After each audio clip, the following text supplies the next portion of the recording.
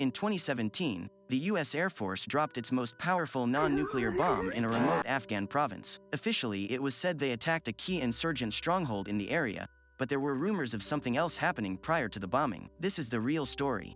Pilots Kate and Johnson from the Royal Air Force are flying over Afghanistan on their way home when they're suddenly attacked by an insurgent group and their planes get hit. Both pilots eject their seats, and when they hit the ground, Kate dreams of her mother and son while holding tightly her locket with a picture of them.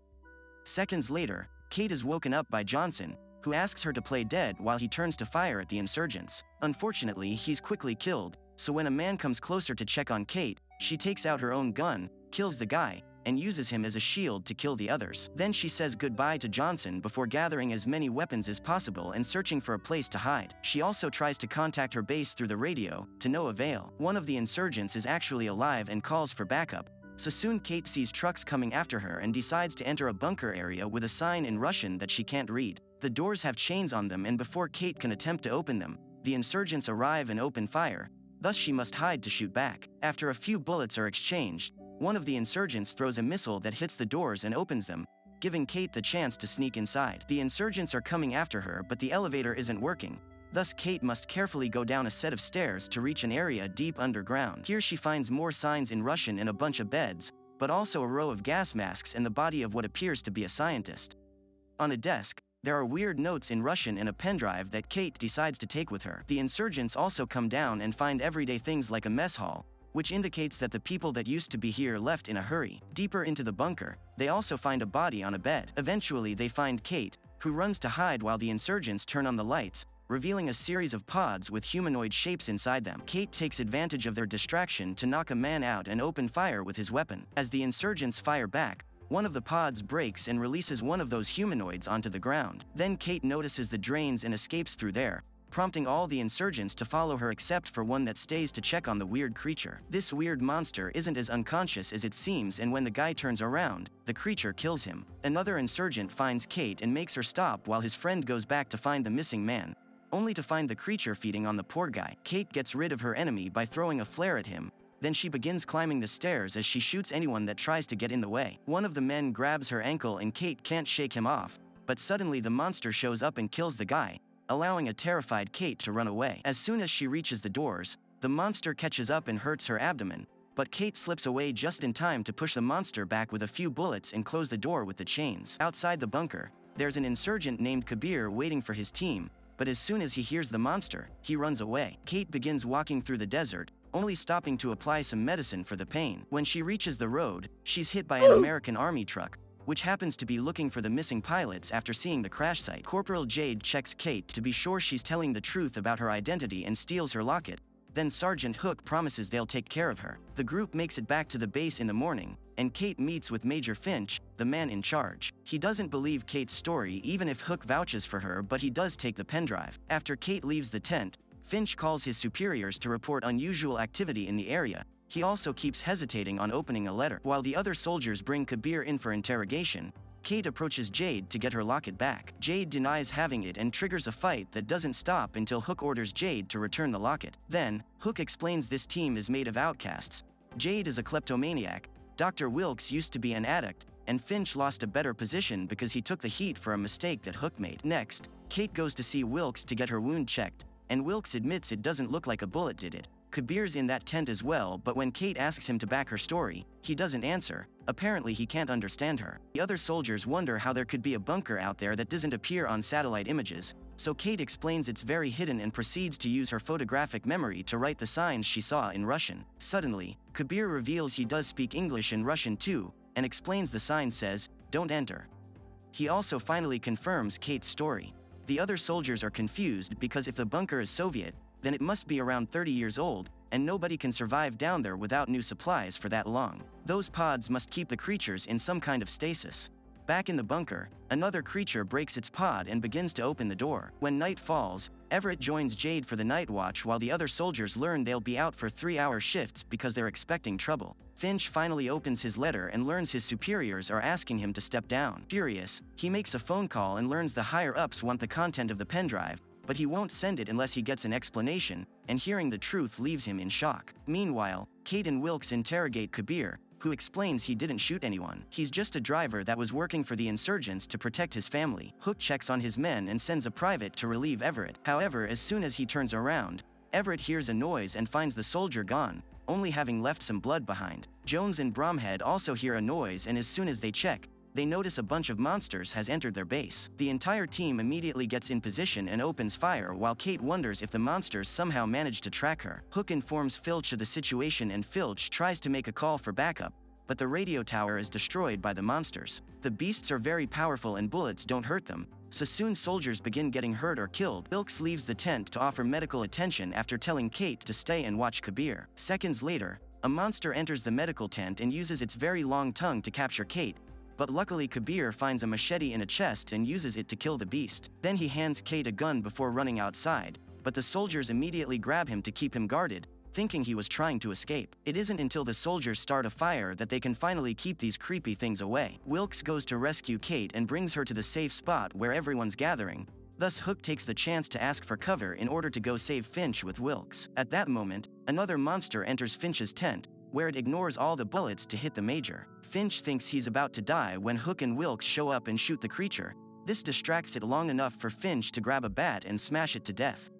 Outside, the group finds a container where they could hide, but Bromhead has to work on picking the lock because they don't have the key. When Hook and Wilkes bring Finch with them, one of the monsters tries to attack them, so the soldiers open fire and Kate takes the chance to jump on it with the axe, having realized the mouth is the creature's weak spot. There are still more creatures coming, so as soon as the trio makes it back, they hide in the container and decide to wait until morning to see what happens. The soldiers are wary of Kabir, but Kate points out he saved her life, and Kabir finally tells them what he knows. He wasn't even born when the Russians invaded, and the people in his village knew war would reach them too because a star had fallen to earth and shook the ground. Kabir's father taught him to fight, and by 1988 Afghan forces had begun to turn the tide. His village had hope until one day people started disappearing in the middle of the night, and sometimes in the morning they would find bodies that looked like they were attacked by a bear. His father thought of hunting this animal, but as soon as the Soviets withdrew, the attacks also stopped. The village lost 46 people and Kabir's father never made it back. The next morning, the group leaves the container and discovers their friends' bodies are gone. Wilkes examines a dead creature and discovers its teeth are in rows and retractable,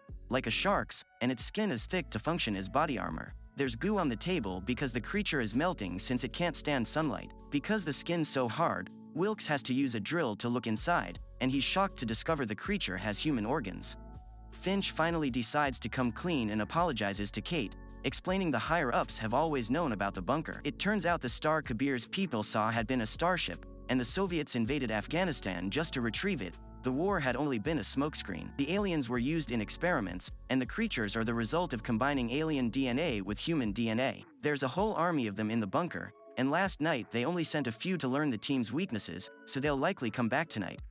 Escaping isn't possible because they don't have much fuel and they would be found by the insurgents anyway. Suddenly their conversation is interrupted by the beast on the table waking up. It uses its tongue to grab Kate again, leaving her in some sort of trance while pushing away Kabir and the soldiers when they try to stop it. Finch grabs a grenade and jumps on the beast to kill it, making this his voluntary discharge, like the letter wanted. Afterward, the soldiers finally free Kabir's hands because seeing him fight has earned their trust. Kate feels dizzy and confesses that when the creature touched it felt like it was draining her mind, probably to learn their strategies, but she has an advantage. She knows where their nest is. Kate, Hook, Jade, Wilkes, Jones, and Bromhead are all the soldiers that are left, but it's enough people to bomb the bunker, and Kabir asks to go with them because he wants to avenge his father. When they arrive at the bunker, they throw the bomb inside and leave to detonate it, but Kate accidentally drops her locket and Hook returns to pick it up. This gives a monster the opportunity to grab him and bring him down into the hole. The team thinks they've lost their leader and gets ready for the detonation,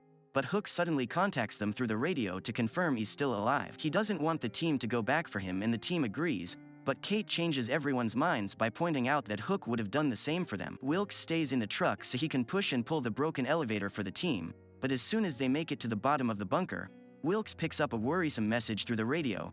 There'll be a missile strike in 20 minutes. They probably got the location because of the tracker on the truck. Seeing they don't have much time, the group decides to split to cover more ground more quickly. Meanwhile, Hook discovers there's a beast in the same room as him and soon he's attacked by its tongue, but he manages to distract it by biting that tongue before killing it with his knife. Afterward, he finds all his friends' bodies and manages to take some weapons from them. As the team searches for Hook, Kabir finds the bodies on the tables and realizes these are the missing people from his village, who probably were the ones that became creatures later. Kate finds a pod on the wall she didn't see before, and when she turns on the light, she discovers the original alien floating around still alive. At that moment, Hook leaves the room and asks Kate for directions through the radio, only to be intercepted by another monster. He runs fast enough and manages to join his team to kill the beast together by shooting at its head, but this leaves many of them without ammunition. Meanwhile outside, Wilkes suddenly finds himself surrounded by insurgents, meaning he has to open fire and defend the entrance on his own. In the bunker, the creatures are hatching out of the pods, and Kate comes to the conclusion they knew they were coming because they read her mind. The team runs out of the pod room and closes the door, but the creatures keep hitting it with outstanding strength, so Jones stays behind to hold the door to give the team the chance to escape. As they run down the corridor, Jade hears a noise indicating a monster is coming, so she stays behind too to fight it and protect the team. As soon as the group reaches the elevator, they realize Jade's gone, and Hook decides to go back for her after telling the team to leave if he isn't back in 2 minutes. Jade takes the beast into the mess hall, and after exchanging a few hits she manages to defeat it, only for a second one to appear behind her. By the time Hook arrives, it's too late. The beast has killed Jade. Hook begins fighting the creature with any tools he can find around. Meanwhile, Jones realizes he can't hold the door anymore and lets go of it before detonating the bomb to bring everyone down with him. Hook hears the explosion and hides inside the fridge right before the flames enter the room, killing the beast there too. At the elevator, more monsters are coming and the team is running out of bullets, so Bromhead starts calling for Wilkes to pull them up. Wilkes is still fighting the insurgents, who are now getting inside the truck to fight him hand to hand. Kate, Bromhead, and Kabir also hear the explosion and hide in the elevator for safety at the same that Wilkes finally kills the enemy and activates the truck. Unfortunately, the elevator is too heavy and it pulls the truck down with it, but Wilkes can't stop it because more insurgents are arriving and opening fire on him. More creatures arrive at the elevator, and Kate and Kabir can defend themselves with the axe and the machete, but Bromhead only has his fists and gets killed. Truck outside keeps advancing, so Wilkes has to move out of the way and see it fall. Kabir sees the truck coming and tells Kate to get out of the elevator while he keeps the creatures distracted. Thus, when the truck finally crashes, he dies together with all the monsters. Wilkes is captured by the insurgents while Hook returns to Kate's side as a monster follows him. Together, both soldiers grab onto the elevator's wires, which quickly take them back up with a quick shot from Hook. As soon as they make it back outside, Kate and Hook shoot the insurgents, saving Wilkes right before he gets killed. At that moment, a plane appears in the sky and drops a missile, so the trio pushes a man out of a car and steals the vehicle to escape the area. The explosion doesn't reach them, although it does push the vehicle off the road, and Kate's sure this bombing came from the government to get rid of the evidence. Her theory is correct because at that moment, special agents land on the base to look for any beast bodies, but they leave when they only find Finch's. Kate isn't worried though because she reveals she has the pendrive with all the intel, a gift from Jade after she used her thievery to take it from Finch. Now they only need to make their vehicle work again. Thank you for watching. Subscribe to watch more videos like this, turn on notifications, and leave a like to help the channel out. Thank you for watching. You should check these recaps.